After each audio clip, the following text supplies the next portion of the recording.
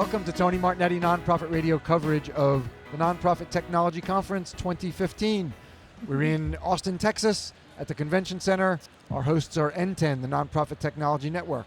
And my guests are Elizabeth Beachy, Director of Strategic Communication for Upleaf, and Arika Sanchez, Communication Specialist for the Center for Nonprofit Excellence at United Way of Central New Mexico. Elizabeth, Arika, welcome. Thank you. It's a pleasure to have you both. Now, Arika, I understand you were pulled in kind of last minute to substitute for someone. So you're really just talking about the organization's website. Yes. Right. So I just want people to know if they don't hear from you that much, I'm not being rude and you're not being shy, but you're kind of a last minute, but we're glad you're with us. Right. I'm glad to be here. Okay. Thank you. Thank you, Arika. Okay. Elizabeth? And your subject matter for the workshop is, does your content strategy now trump SEO? Trends and tips to help you get found in 2015. Elizabeth, what is changing the balance between content strategy and SEO? So one big thing is changing the balance, and that's basically the introduction of smartphones. Yes, Elizabeth is holding up her smartphone. Yes. for podcast listeners who don't have the benefit of the video. She's holding up her iPhone. So this ubiquitous smartphone is really changing everything in terms of how people discover information. So how people search for information, how people consume information, and that's changing a lot of things with regards to search engine optimization. And so if you just think about how much time people spend on their smartphones now, so now more than well over 50% of the U.S. adult population has smartphones. Sure. And over 63% use them regularly to go online. And the average smartphone owner will look at their phone 150 times a day. Yeah, that and sounds perform about like right. 221 functions on their phone a day. Yeah. And so when you think about that and you think about how much time people are spending on Facebook and on other apps, they're spending a very significant amount of time consuming information on a whole variety of apps. You can't even stop touching yours. Keep touching your phone. She's talking. I want to demonstrate all the apps I have here on my phone. All right. But so we spend so much time interacting with information through our phones, and that's changed so much. So if you think about 6 years ago, if you wanted to find information about something, your first reflex was probably to go to Google. Right? Yes. Now you may go to Pinterest to find certain types of information. If I want to find a recipe, or I want to find an art project I can work on, or I want to find interesting gardening activities, the first place I'll go is Pinterest. If I want to get answers to other things, the first place I'll go to search for information may be YouTube. If I want to see what's happening with current events, I'll go to Twitter.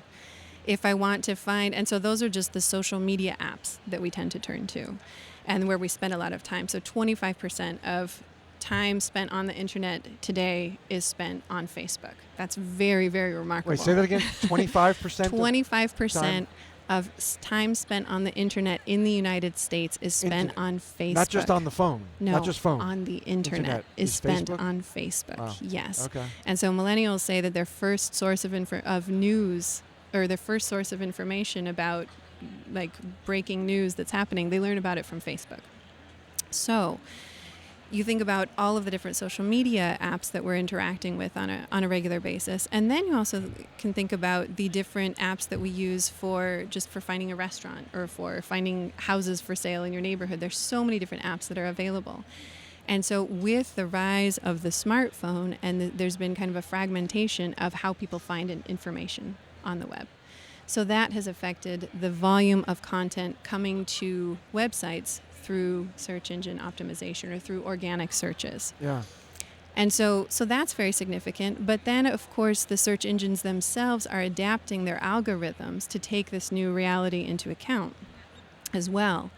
And so they are looking at a lot more factors than they used to. And certainly a lot of the traditional search engine optimization or traditional SEO things that we think of are still very important. So, of course, making sure that you've got the right back-end configuration on your website so that as soon as you publish new content, the search engines are notified, it's indexed, and it gets found. That remains important. And still, it's estimated that around 50% of traffic to websites is still coming from organic searches. So it's still important, but they are taking into account social cues. So, and from what they find on social media. And so this has been something that several organizations have proven, basically, that Google at least is looking for recognition or looking for mentions on Twitter and on Facebook. Yeah, this is very new. To get a sense, this is very new, and this is something indexing Twitter.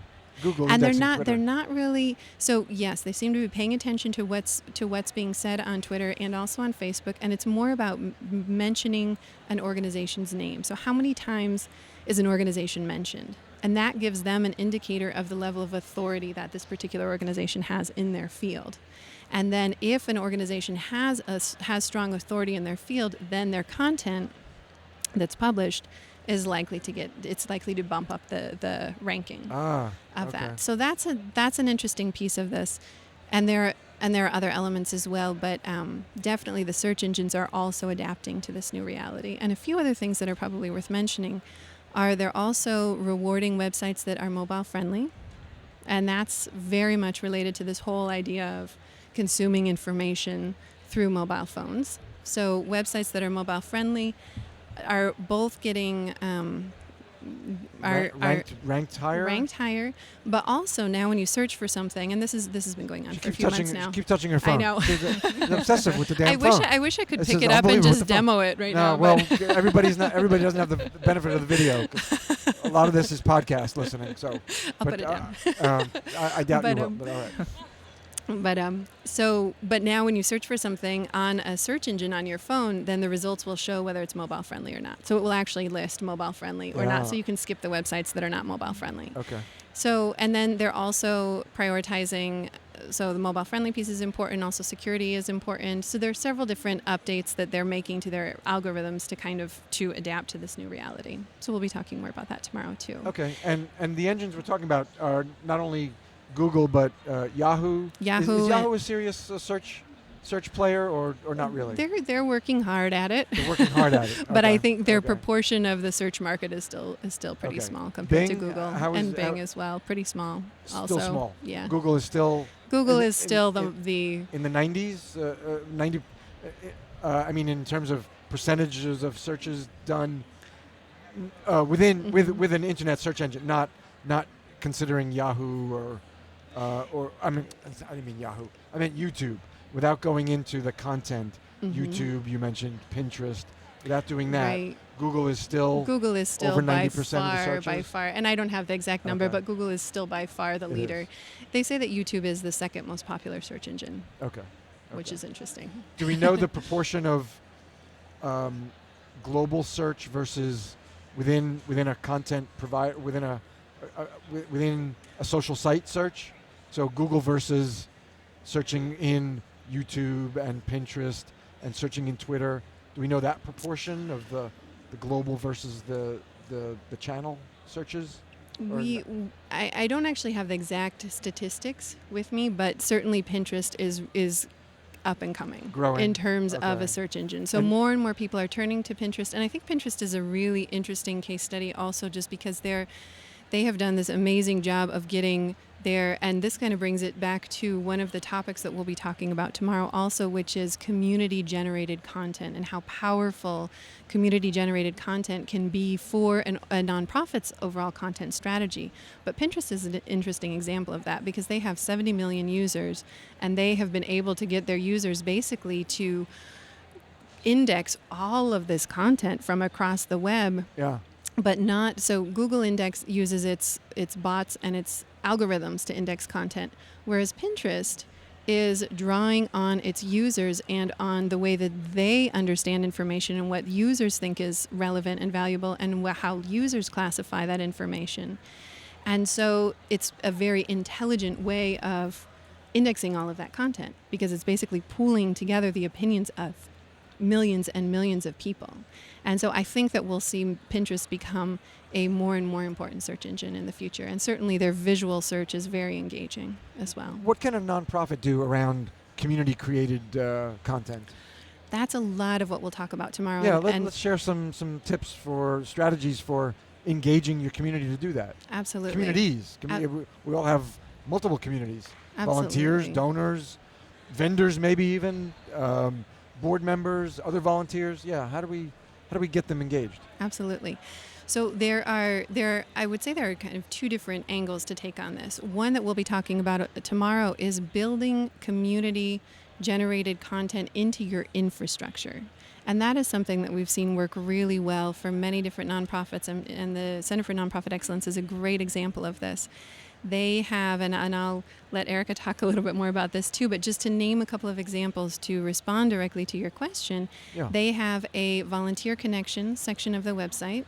And that section of the website allows nonprofits to post volunteer opportunities and allows community members to say, I want to take that volunteer opportunity and connect directly with that nonprofit. It has a nonprofit directory that the nonprofits can update themselves. It has a grant maker directory that grant makers can submit information to. It has a news section that the community of nonprofits in New Mexico can contribute news to. And it has a community training section as well. So if there are any trainings that are happening beyond what the Center for Nonprofit Excellence does, then people can submit that information as well. And there are, I'm forgetting many other things, Arika, you can jump in here. Yeah. There's also a page where nonprofits can post their needs for goods like computers or other donated items, and where the community and businesses can post items that they want to donate to nonprofits. Another piece is where individuals or groups of individuals can post ways that they want to donate their time or volunteer for nonprofits. Or It's very much community building, and as you said, Elizabeth, really community driven. I mean, the content only in these sections, it only comes from the community. Absolutely. Postings for volunteer opportunities and volunteer needs. And volunteer, I want to volunteer. Yeah. Okay. And the news, all of the news on the homepage that you see right when you land on the website, it all comes from the community as well. And we really wanted to highlight this as an opportunity for nonprofits, because the content strategy is becoming so important for every nonprofit. So, and your content strategy becomes so important online because it helps you actually push it provides content that you can push out to all of these apps. And so to meet people where they're at, it also helps boost the volume of content on your website and the keywords that you can then have to be indexed, and it broadens your net of how you can be found. But it also is absolutely critical to engagement. So bringing new people in, bringing in new supporters, engaging existing supporters, building loyalty with existing supporters, and then helps when organizations launch their campaigns, then it helps those campaigns be really effective. And so, but often one of the biggest challenges that nonprofits face is having the resources for a really robust content strategy. It takes a lot of time, and it takes a lot of creativity to keep that content strategy going. And so some of our we do a lot of trainings, and a lot of nonprofits will come to us and say, you know what, I know it's important, but it's hard for us to do. Yeah. It's hard for us to get more than one article published on our website every 3 weeks. So what advice do you have if you're one of the smaller mid-sized shops that doesn't have the resources to spend a lot of time, but there still are some things you can do. So what are some of those? Our advice is absolutely that: bring your community in. So find ways to get your community to contribute content. Don't think about your content strategy as just coming from one person, or the person that you may have 50% of one person's time to manage your entire communication strategy, right? Yes. That's not enough. So think about, can you bring in your volunteers, ask your volunteers to contribute content, other staff members to contribute content, your board to contribute content, your clients to contribute content, other community members to contribute content, and what types of infrastructures or kind of spaces within your website can you create to host all of this information and inspire people to share. And so there's so many, what is appropriate for each nonprofit really depends on the nonprofit's mission and kind of what makes sense for their community. But we would encourage every single nonprofit to think about how can you get your community involved and bring them in to be a part of that content generation strategy. Arika, what have you seen in some of the outcomes among the communities that are contributing? Well, what we've seen, we initially started the first area that we opened up for nonprofits to post their own content was the job section of our website. And on our end, we've seen a huge increase in visits to our website and where our website appears in different search engine results, and an increase in the number of nonprofits that are posting these listings. But we also we receive so much feedback from the nonprofits saying that they've received a lot of really good job applicants, and so the same goes across for Volunteer Connection. We receive a lot of positive feedback from the nonprofits who might not have the time or the resources to promote their volunteer opportunities. So allowing them to post them on our website, they're receiving more traffic and more volunteer applicants. Okay.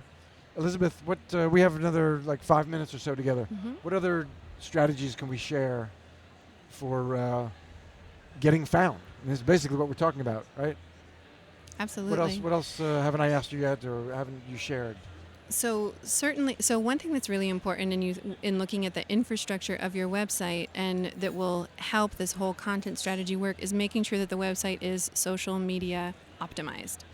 And by that, we mean that that any piece of content that somebody wants to share on their social network, they should be able to just click a button and immediately share it. And you would be surprised how many organizations do not have their website properly configured. So they may have put Just those simple share social tools. sharing. Yeah, and so you can use a tool like Add This. You add that to your website, but you've got to have the meta tags that are pulled correctly configured so that it pulls the right thing. So when somebody clicks to share on Twitter, it should be set up, and this is something that you really just have to ask your webmaster to do, but it should be set up so that you click to share on Twitter and it's going to pull the title of the article, a shortened link, and then it should say via at your Twitter handle so that you get recognition for that content that's coming out. On Facebook, it should pull the right thumbnail image associated with the article, a blurb about the article, and a link back to the website. And you'd be surprised how often we see that that's not actually configured like that. So someone will try to share something on Facebook, or you'll try to share something on Facebook, and it'll pull the logo of the organization instead of the thumbnail of the article, or it'll pull the name of the organization instead of the page that you're trying to share.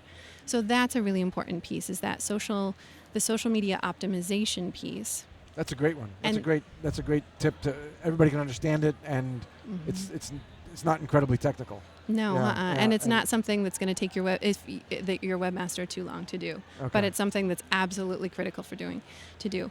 And then another piece is make sure that your website is responsive, because if somebody you could be working really, really hard to create all this content, put this content out across the web, and then if somebody clicks through from Facebook to your website because they've seen this link to an article that they're really interested in, and suddenly they can't read it on their phone because your website is not responsive and mobile, adapting to the size of your phone, that's a frustrating experience that they're going to have with your organization, and they're going to be less likely to come back. So absolutely, your website should be responsive. And you said earlier, if it's not mobile responsive, that's going to hurt you in search results. Absolutely. It'll hurt your search results, and it will hurt engagement with the organization, but also at the time of launching your campaign, so you're asking people to take action. So maybe you're launching a fundraising campaign, or you're launching a campaign to get people to sign up for an event or to take advocacy action. If they're clicking through from social media and it's not responsive, they are not very likely to donate, to take action, or to register for your event. So you're basically shooting yourself in the foot. They'll just say, forget if you don't have it. Yes. It's too much trouble. Forget. I'll find something else. Yeah, absolutely. So that's really critical. All right. And if we have time, we have another minute or so, minute and a half. Yeah. And then one more piece that we often get questions from organizations about too is the campaign piece, and that should be a piece of every organization's content strategy. So you're putting out your articles and you're doing a lot of messaging on social media, but periodically you need to launch very specific campaigns, mobilizing people around a very specific goal, because often people don't take action unless you ask. A specific call to action. So a specific call to action. So that specific fundraising campaign that ideally lasts 5 to 7 days. It's a short campaign. You have a very specific goal, and you can just message repeatedly during that 5 to 7 day period, asking your community to help mobilize and to help you meet that goal. And that's something that we see too many organizations kind of may go for a year or 2 years with all of their messaging and their articles, and they don't launch campaigns. And it's the campaign at campaign time that you see the return on the investment of all of the time that you've invested in creating this content. So the campaigns are absolutely critical. I've seen something that said every piece of content you create should have some call to action. Absolutely. Even if it's just a simple share, but maybe it's sign up for the email list that's related to this issue. Yes. Something in every piece of content. Yes, Yeah. absolutely. Okay. Absolutely. Okay, we're going to leave it there. All right? Thank you. Elizabeth, Erica, thank you very much.